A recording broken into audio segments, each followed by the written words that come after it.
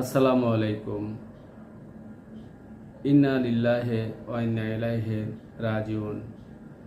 Uttara milestone school and কলেজে যে হৃদয় বিদারক ঘটনা ঘটেছে, এর জন্য সমবেদনা জানানো ছাড়া আমাদের আর কিছুই করার নাই।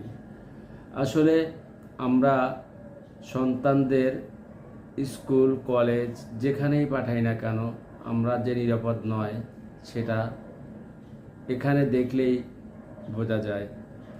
আসলে তারা স্কুলে পাঠিয়েছিল, কলেজে পাঠিয়েছিল, সেখানে যে এরকম একটা ঘটনা ঘটবে সেটা আসলে কারোরই কাম্য ছিল না।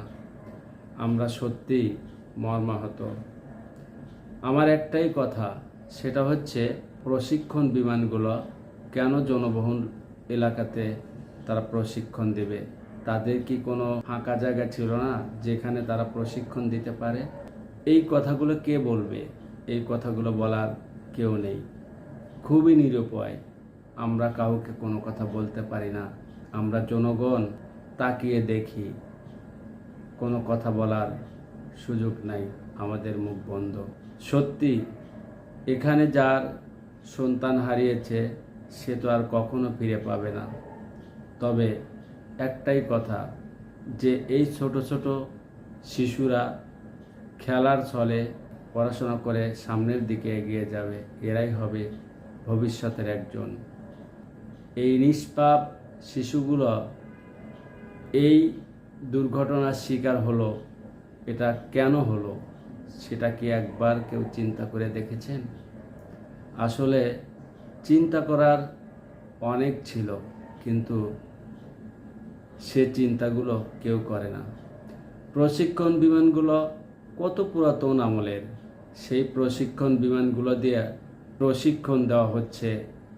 তাহলে আপনারাই বলেন যে এই নড়বড়ে অবস্থা দিয়ে যদি প্রশিক্ষণ দেওয়া হয় তাহলে দুর্ঘটনার শিকার তো অবভিয়াসলি পড়ার কথা। এখানে শিশুদের জীবন গেল, তারপরে পাইলটের জীবন গেল। যে পাইলটকে তৈরি করতে বাবা মার কত পরিশ্রম করতে হয়েছে, কত কষ্ট করতে হয়েছে, সেটা কি একটাবার আপনারা চিন্তা করেছেন? আসলে এই পাইলট সৃষ্টি করতে বাবা মার জমি জমা বাড়ি ঘর অনেক কিছুই অনেকে বিক্রি করে তাদেরকে এই জায়গায় দাঁড় করিয়েছিল। আর সে লাশ হয়ে নিথর দেহে পড়ে আছে, অক্ষতভাবে খুঁজে পাওয়া যাচ্ছে না। একটাই কথা বলবো, উচ্চ পদস্থ যারা আছেন তারা কি একটিবার চিন্তা করবেন যে প্রশিক্ষণ বিমানগুলো এই জনবহুল এলাকায় কেন আপনারা প্রশিক্ষণ দেওয়ার জন্য বের করেন? আপনাদের উচিত এই প্রশিক্ষণ বিমানগুলো যে কোনো ফাঁকা জায়গায় প্রশিক্ষণ দেওয়া, কিন্তু সেটা কি একটাবারও চিন্তা করলেন না? এতগুলো ছোট শিশুদের জীবন গেল, তাদের জীবনকে আপনারা ফিরিয়ে দিতে পারবেন? কখনো পারবেন না। কারণ অনেকে আহত হয়ে আছে, কেউ পঙ্গু হয়ে যাবে, কেউ নড়াচড়া করতে পারবে না। সব কিছুর জন্য দায়ী কে? আপনারা কমেন্টস বক্সে জানাবেন। তবে আমার একটাই দুঃখ যে আমরা কখনো আগে চিন্তা করি না। চিন্তা করি কখন?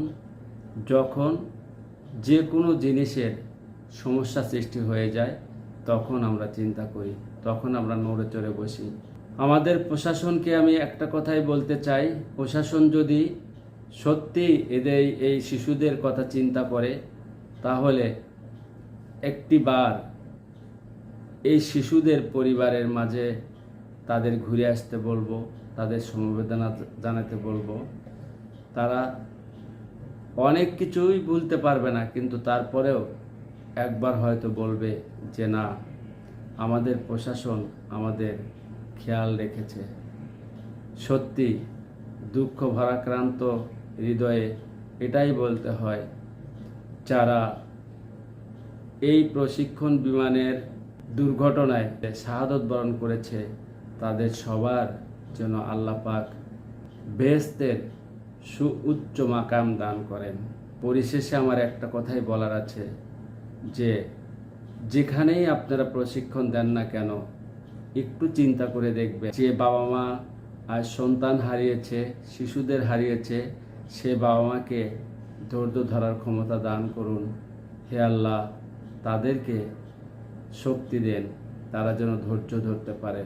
আমরা যদি একটু চিন্তা করি তাহলে এই দুর্ঘটনা থেকে নিশ্চয়ই মুক্তি পাব, নিশ্চয়ই পরিত্রাণ পাব।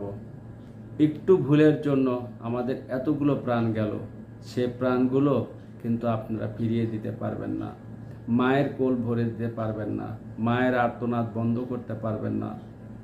সেই আর্তনাদকে চিন্তা করে আপনাদের চিন্তাধারাকে একটু পাল্টে নেন, তাহলে ইনশাআল্লাহ আর কখনো এমন দুর্ঘটনার শিকার কোনো পরিবারের কোনো সন্তানের হতে হবে না। আর যারা হসপিটালে আছে বা চিকিৎসা নিচ্ছে তাদেরকে ডাক্তার সাহেবরা, আপনারা এদেরকে সঠিক চিকিৎসাটুকু অন্তত দিবেন, এটাই আপনাদের কাছে আমরা জনগণ প্রত্যাশা করি। আপনাদের সবার সুন্দর মন মানসিকতা কামনা করি, এই শিশুদের সুন্দর এবং ভালোভাবে চিকিৎসা দিয়ে তাদেরকে সুস্থ করতে পারেন। বাংলাদেশে কোনো চিকিৎসা না থাকে তাহলে যদি আপনারা বিদেশে নিয়ে চিকিৎসা করলে হয়তোবা কোনো মা তাদের সন্তানকে ফিরে পাবে, তাদের বুকের ধনকে বুকে পাবে। আমার কথাগুলোর মধ্যে যদি কোনো ভুল থাকে তাহলে ক্ষমা সুন্দর দৃষ্টিকোণ থেকে দেখবেন। পরিশেষে আর একটা কথা বলবো, যখন বিপদ আসে সেই বিপদের সময় এত সাংবাদিক, এত ফোন, এত মানুষ শুধু ভিড় জমিয়ে কাজের ব্যাঘাত ঘটায়। আপনারা দয়া করে এই কাজগুলো করবেন না। আপনারা যদি পারেন তাদেরকে উদ্ধার করে হসপিটালে নিয়ে যান এবং তাদেরকে সুস্থ করে তোলেন। আমার এই কয়েক মিনিটের কথা যদি আপনাদের নজরে যায় তাহলে আপনারা ইনশাআল্লাহ সেই কথাগুলো পালন করার চেষ্টা করবেন। ভালো থাকবেন এবং সবার পাশে থাকবেন। আমরা সবাই মানুষ, আমরা মানুষের জন্যই মানুষ। ধন্যবাদ।